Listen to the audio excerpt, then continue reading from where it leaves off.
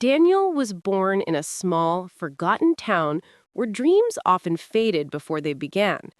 His mother, Claire, worked double shifts at a diner, saving every penny to make sure her only son never felt the weight of her struggles. She used to say, "One day, Danny, you'll make it big. You'll shine brighter than this town could ever hold." And Daniel believed her. Every word. As a child, he watched television shows about fame, money, and success. He admired celebrities who lived in glass towers above the clouds. To him, success wasn't just a dream, it was an escape from the peeling wallpaper, the flickering lights, and the sound of his mother's tired footsteps after another 12-hour shift. Claire never complained. She smiled through the exhaustion, through the loneliness, through the pain in her hands. Every night, she'd check on Daniel before bed, whispering softly, "I love you more than the stars." He'd pretend to be asleep, but those words wrapped around him like a blanket. But as Daniel grew older, something began to change. He started noticing the way kids at school looked at his mother's old car when she picked him up. The rust, the rattling sound, the embarrassment that burned in his chest. One day when he was 16, he begged her to drop him off a block away from school. She looked confused, but smiled anyway. "Of course, honey. I don't want to cramp your style," she said, laughing. But something in her eyes dimmed. That was the first time he hid her.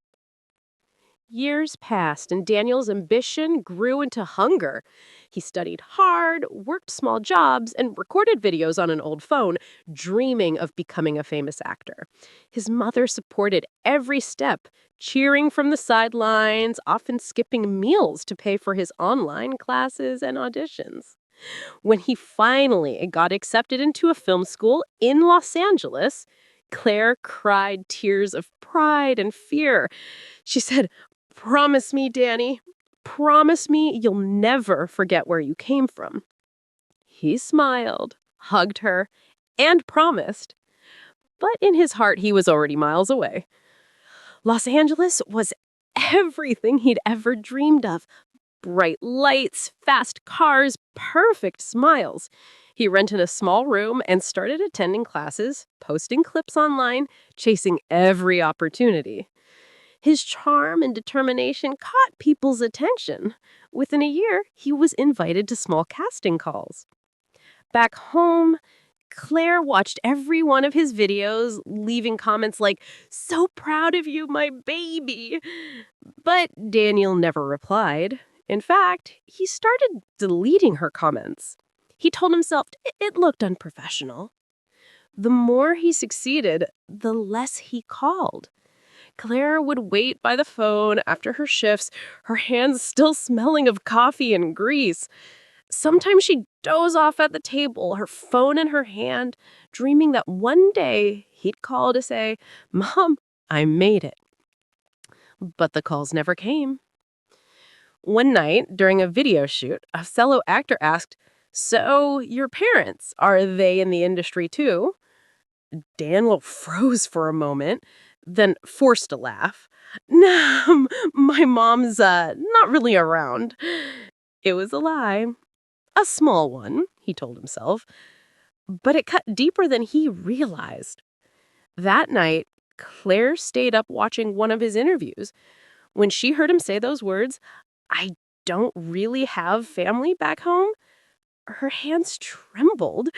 Tears rolled down her face, but she smiled through them, whispering, "He's just trying to fit in. He's chasing his dream."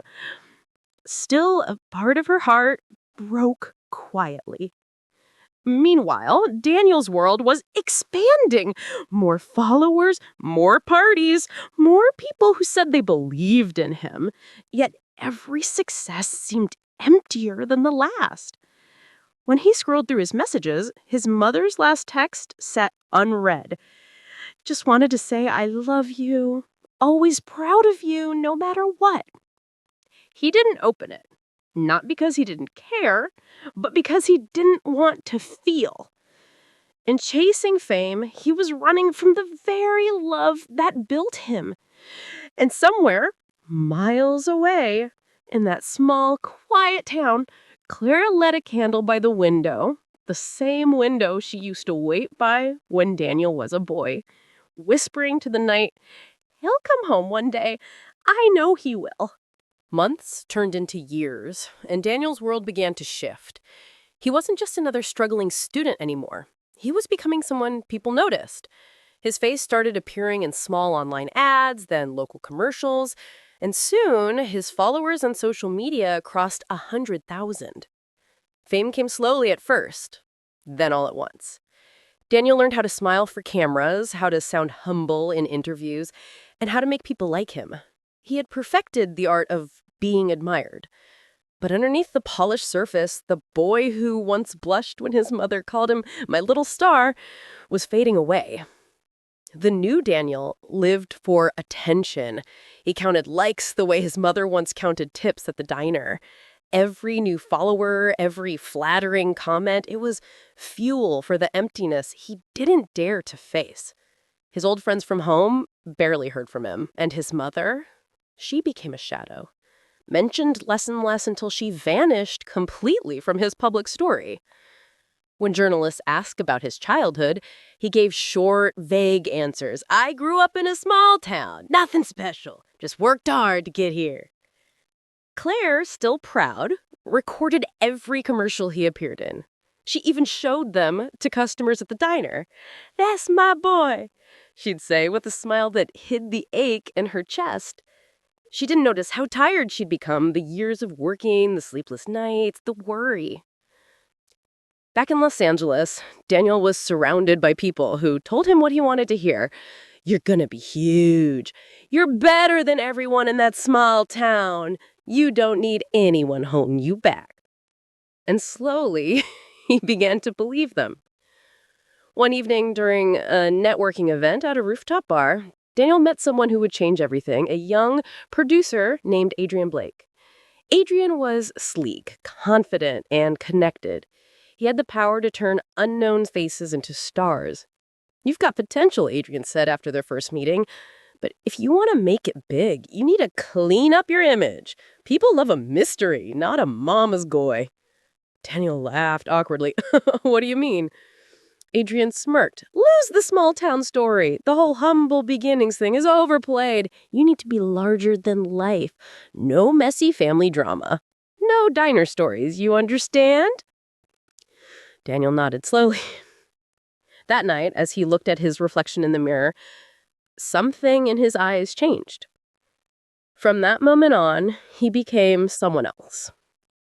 He started dressing differently, speaking differently, even posting differently. Gone were the videos with warmth and humor. Now everything was curated, perfect, glamorous. He deleted old posts that showed his childhood home, the diner, even a photo of his mother hugging him after graduation. When Claire called, he often ignored it, telling himself he was too busy. Once, she left a voicemail that began cheerfully but ended with a quiet plea. "I just wanted to hear your voice, sweetheart, even for a minute." He listened to it, but didn't call back. Weeks later, Daniel's name appeared on the cast list for a new streaming series. It was the biggest opportunity of his life. The premiere was held in downtown Los Angeles with cameras flashing and reporters shouting his name. He stood on the red carpet, smiling, confident, unstoppable.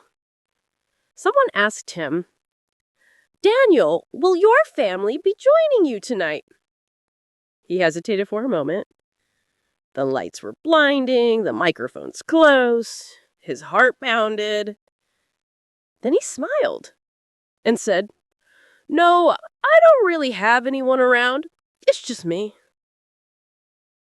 The words slid out easily, smoother than they should have.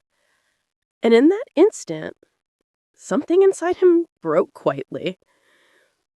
Miles away in a small town, glowing faintly under the streetlights, Claire watched the live broadcast on her old TV. Her hands trembled as she turned up the volume.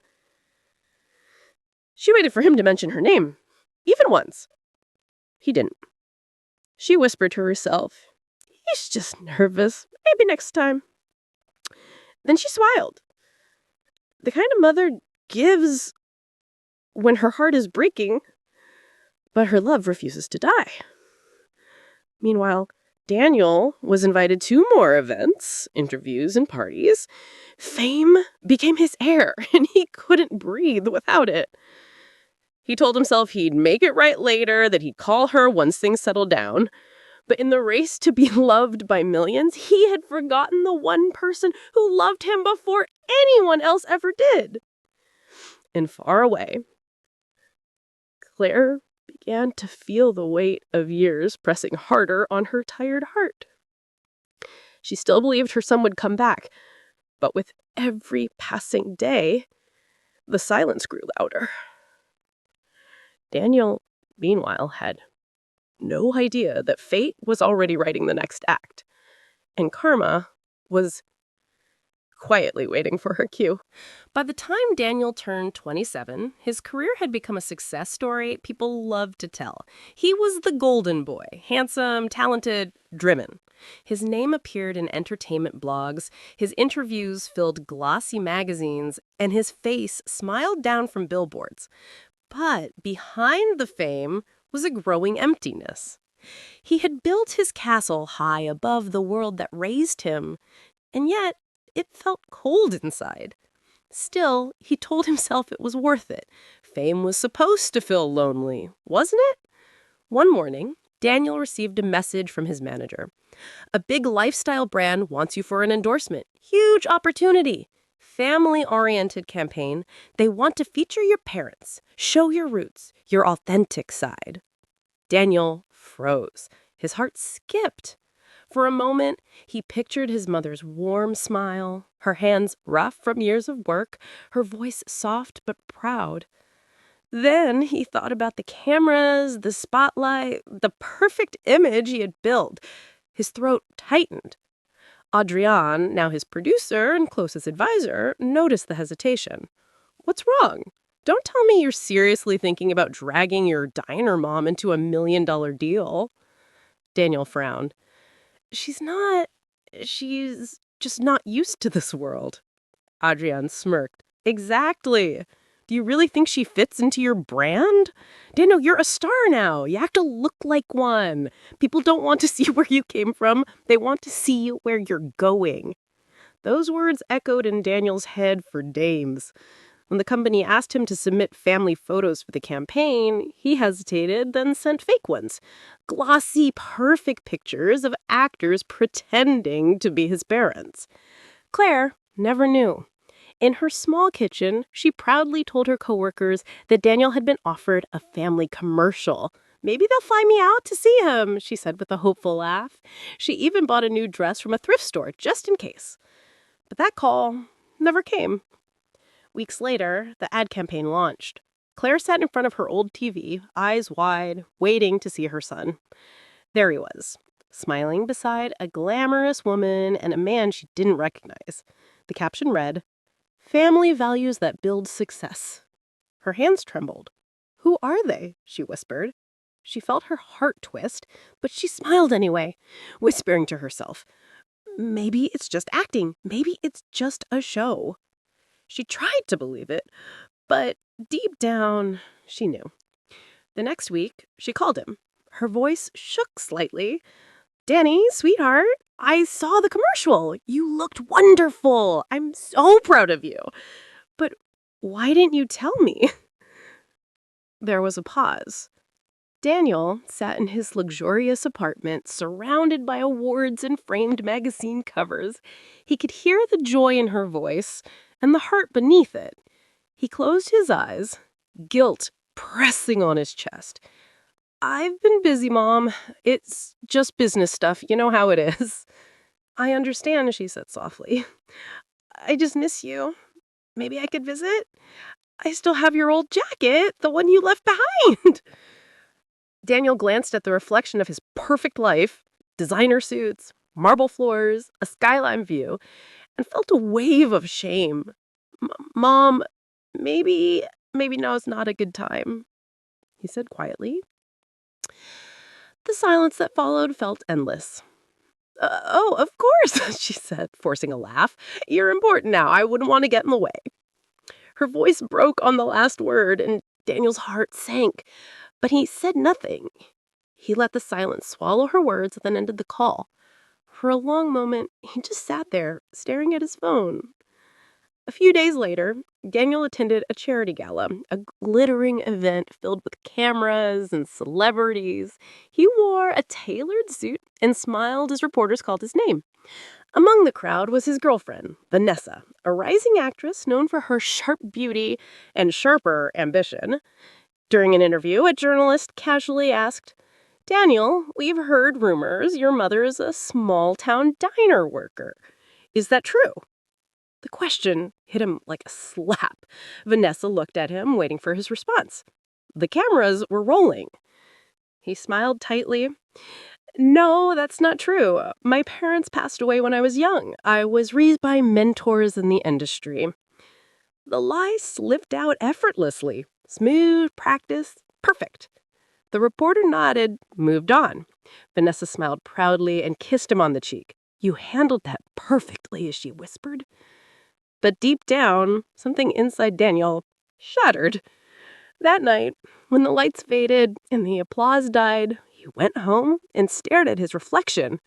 The man in the mirror looked flawless, but he didn't recognize him. He picked up his phone. There were 6 missed calls from Mom. He didn't return a single one. Miles away, Claire sat in her quiet house, the phone resting in her lap. She had seen the interview online. Her son's words echoed in her mind. My parents passed away when I was young. Her hands covered her mouth as tears streamed down her cheeks. She tried to speak, but couldn't. She whispered to the empty room, I guess I really did lose him. Then she turned off the TV, wiped her face, and whispered softly into the darkness. He'll come back one day. He's still my boy. But somewhere deep in the glittering city, Daniel was already too far gone, and the universe had quietly begun preparing its lesson. Because no lie lasts forever, and no heart escapes karma. Success can be the sweetest poison. Daniel had everything he thought he ever wanted. Money, luxury, fame, and a life that sparkled from the outside. But fame is a fragile friend, and once it begins to fade, it disappears faster than it came. At first, he didn't notice the cracks. The new series he starred in received mixed reviews. Critics praised his looks, but called his acting soulless. Social media began to turn, whispering that Daniel was overhyped. His producer, Adrian, grew colder, answering calls with one-word replies. When Daniel entered the studio one morning, his name had been removed from the dressing room door. He stood there, staring at the empty space where it once was. Sorry, man, said a passing assistant. They're bringing someone fresh for the next season. Fresh. The word stung. He smiled weakly, pretending he didn't care, but the walk back to his apartment felt endless. For the first time, the flashing lights of the city looked harsh instead of beautiful. That night, he called Vanessa. Hey, I could use some company tonight. There was a pause. Daniel, she said softly, I'm at a dinner with Adrian. We're working on something new. Maybe we can talk later, okay? He forced a laugh. Yeah, sure. Later. Later never came. Within weeks, the magazine stopped calling, the invitations stopped arriving, and his phone, once filled with endless messages, grew silent. He'd tried booking new roles, but doors that once opened easily now stayed shut. Producer said, We'll be in touch. But no one ever was. When he walked into restaurants, people looked, but not with admiration. Pity, curiosity. The thrill of watching someone fall. Bills began to pile up. He had spent years living like a star, and the money disappeared as quickly as it had come. He sold his sports car first, then his designer suits. Eventually, he had to move out of his luxury apartment into a small, empty flat at the edge of the city. One night, as he packed the last of his belongings, he found a box he hadn't opened in years. Inside was a faded photograph of him and his mother, taken outside the diner when he graduated high school. She was smiling, holding him proudly, her eyes full of hope. He stared at it for a long time, something tightening in his chest. He wanted to call her. He needed to. But shame stopped him. After all, how do you call someone you've erased from your life? He set the photo on his desk and whispered, "I'll make it right soon." But life had other plans. The following week, Daniel attended a networking party, hoping to reconnect with old contacts. The event was smaller than he remembered, but he dressed carefully, pretending his confidence hadn't cracked. Adrian was there, of course, surrounded by new faces, new stars. Daniel approached him with a smile but quite didn't reach his eyes. "Adrian, good to see you," he said. Adrian looked him over, unimpressed. "Daniel? Wow, been a while. Yeah, I was wondering if you had any new projects coming up, something I could audition for?" He chuckled, sipping his drink. "You know how this business works, man. People move on. You had a good run. Maybe it's time to reinvent yourself." The words hit harder than Daniel expected. Reinvent yourself, as if he'd become disposable. He nodded quietly. Sure, thanks." He left early that night, walking through the city streets alone. The neon lights blurred through the tears he refused to let fall. He kept walking until he reached a quiet park. It was the same one where he used to jog when he first came to Los Angeles, when everything still felt possible. He sat on a bench, scrolling through his phone. There were no new messages. Not from Vanessa, not from Adrian, not from anyone. Except one. A voicemail. From his mother. He hesitated before pressing play. "Hi, sweetheart. It's Mom. I know you're busy, but I just wanted to tell you I'm thinking of you. I watched that old interview again, the one where you said you were alone growing up. I know you had your reasons, and I forgive you. I'll always forgive you. I just want you to be happy, Danny. That's all I ever wanted." Her voice was soft, worn, filled with a love that refused to die. For the first time in years, Daniel broke down. He covered his face with his hands and cried silently under the city lights, realizing that everything he had chased, fame, approval, success, had led him to this. A park bench, a broken career, and a heart full of regret. The next morning, he tried calling her back, but the line didn't connect. He tried again. Nothing. He opened his laptop, searched her name on social media, and saw a post from someone in his hometown. "Diner. Rest in peace, Claire. You were the heart of this town." The world seemed to stop. He read the words again and again. As his vision blurred, his phone slipped from his hand. The silence in the room was deafening. He fell to his knees, whispering, "No, please, no." For years he had avoided her voice, her calls, her love. Now he would give anything just to hear it one more time. That night, Daniel sat alone by the window, staring at the city skyline that once was his dream. It no longer looked like success. It looked like punishment. And somewhere beyond those lights, beneath the quiet sky of his hometown, a candle flickered in Claire's old window, the one she used to keep lit for him. Only now it would never be lit again. Days blurred into nights, and Daniel moved through them like a shadow. The city that once adored him now felt like a stranger. Every billboard, every shining screen seemed to whisper his name, not in praise, but in reminder. He couldn't escape the truth anymore. His mother was gone. At first, he refused to believe it. He called the diner, her neighbors, even the small hospital in town. The voice on the other end confirmed it gently. Claire had passed away from heart failure.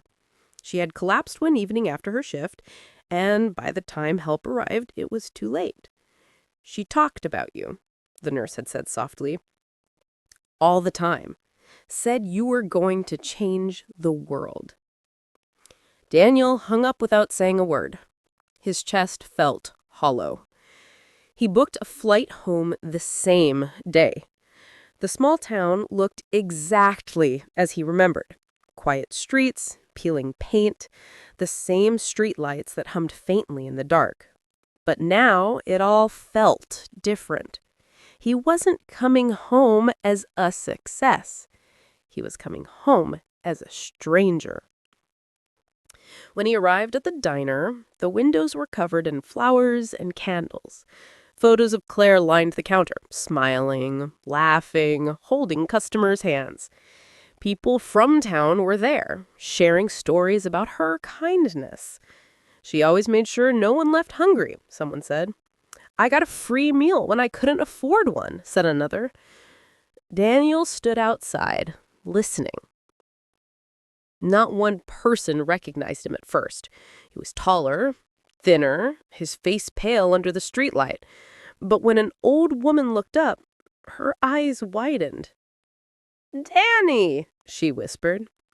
He nodded, trying to smile, but the corners of his mouth trembled. "I'm so sorry, sweetheart," she said. "She was waiting for you right until the end." Daniel felt his knees weaken. He wanted to collapse, to scream, to turn time back, but all he could do was stand there, surrounded by the memory of a woman who had loved him more than life itself.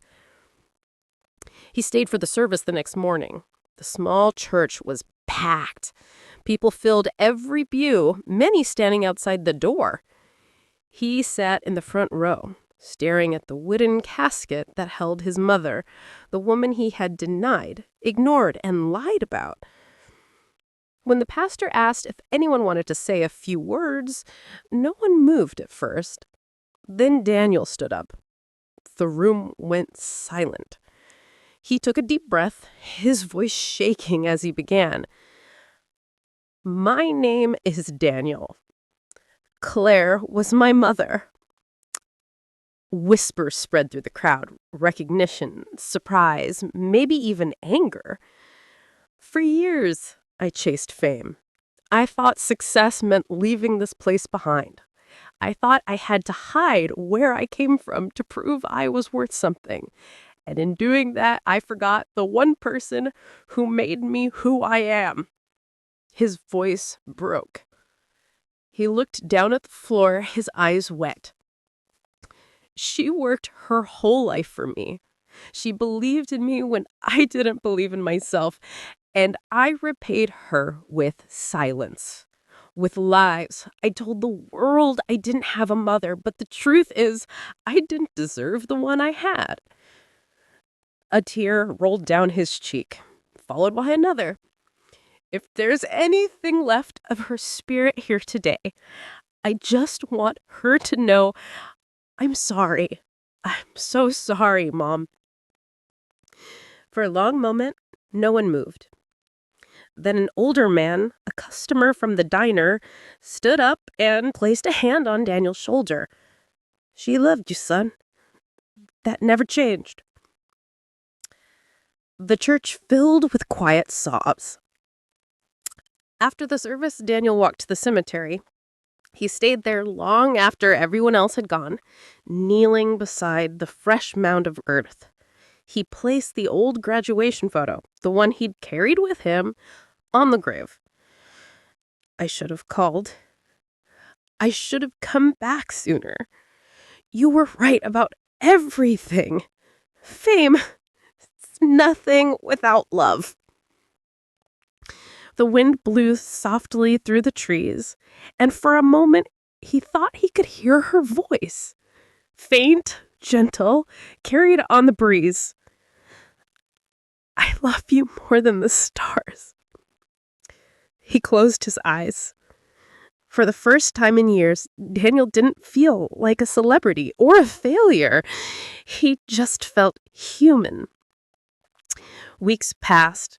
Daniel stayed in town, helping the diner's new owners clean up and repaint the place.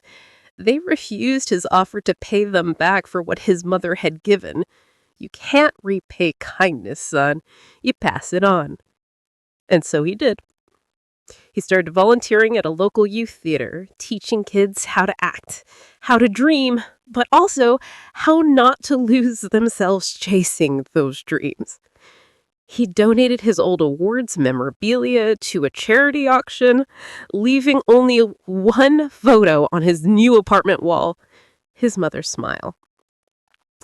The world slowly began to forget Daniel, the actor, but the people who met him now knew a different man, quiet, humble, sincere. And every night before bed, he whispered the same words he had once ignored. "I love you, Mom. Thank you for never giving up on me." He never heard her answer, but somehow he felt it in the warmth of the morning sun, in the laughter of the children he mentored, and in the peace that finally filled his heart. Karma had done its work, not to destroy him, but to heal him. Time has a way of softening pain, but not erasing it. For Daniel, the years that followed his mother's passing became both a punishment and a second chance. He had once believed that success meant being seen. Now he understood that true success meant seeing others. He no longer chased cameras or red carpets. Instead, he woke up early, opened the old diner that now carried a new sign above its door: Claire's Corner, home, always. He had bought the place quietly, restored it with his own hands. The same cracked tiles his mother once scrubbed after long shifts were now polished.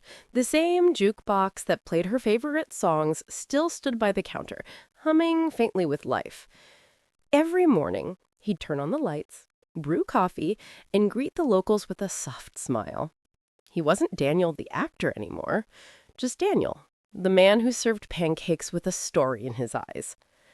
People came from nearby towns, some curious, others nostalgic. They heard whispers about the famous actor who left Hollywood to run a small-town diner in memory of his mother. When asked about it, Daniel always gave the same gentle reply: "She gave this town her heart. I'm just making sure it keeps beating." In the evenings, after closing time, he'd sit by the window, the same one where Claire once watched the world go by, and write in a notebook. Not scripts, not dialogues, but letters. Letters to his mother. "Hi, Mom," one began. "The kids from the theater stopped by today. They reminded me of myself, full of dreams, full of light. I told them to never trade love for ambition. You'd be proud of them." He filled dozens of notebooks this way. Some were messy, others neat, all of them written with love. But he never mailed them anywhere. He didn't need to. A year after reopening the diner, a young filmmaker from Los Angeles stopped by. She recognized Daniel immediately. "You're him," she said, stunned. "You used to be everywhere." Daniel smiled faintly. "Yeah, I used to be." The filmmaker looked around, eyes softening as she saw the photos of Claire on the walls, her smile in every corner. She said, "This place is beautiful. Whose idea was it?" "My mother's," Daniel replied simply. "Everything here is hers. I just keep it alive." She hesitated for a moment. "Would you let me tell your story? People should hear it. Not the fame part, the real one, the part about love." Daniel looked at her, his eyes thoughtful. For the first time in years, he didn't feel fear at the idea of cameras, because now he had nothing to hide. He nodded slowly. "Only if it's told honestly. The truth. All of it." Months later, the short documentary, The Son Who Came Home, was released online. It wasn't flashy. There were no celebrities, no glamour, just Daniel sitting in his mother's diner, telling the story of a boy who lost himself chasing the world, and the woman who loved him anyway. The video went viral, not because it was scandalous, but because it was real. People wrote thousands of comments. "This made me call my mom. I cried. Thank you for this. Karma doesn't punish, it teaches." Daniel didn't read all of them, but he smiled when he did. He knew his mother's spirit was somewhere smiling too. Years later, on a quiet spring morning, Daniel walked to the cemetery with a bouquet of lilies. He knelt beside Claire's gravestone, brushing off the leaves. "Morning, Mom," he said softly. "The diner is busy. You wouldn't believe how many people stop by just to talk about you. I finally get it now, what you meant when you said love is what lasts." He placed the flowers down and stood there for a while, listening to the birds. The sky was clear, the air gentle. For the first time in his life, Daniel felt peace. Not the fragile peace of fame, but the lasting peace of forgiveness. As he turned to leave, the wind carried a whisper. Faint, almost like a breath against his ear. "I told you you'd shine on my little star." He smiled, looking up at the endless blue above. "You were right, Mom. But it wasn't the lights of Hollywood after all." That night, as the sun set behind the diner's windows, Daniel sat alone with a cup of coffee. He looked at the sign above the counter, Claire's Corner. The bell above the door jingled softly as another customer walked in. Daniel stood, smiling warmly, his voice steady and kind. "Welcome home." And for the first time since he was a boy, he truly meant it.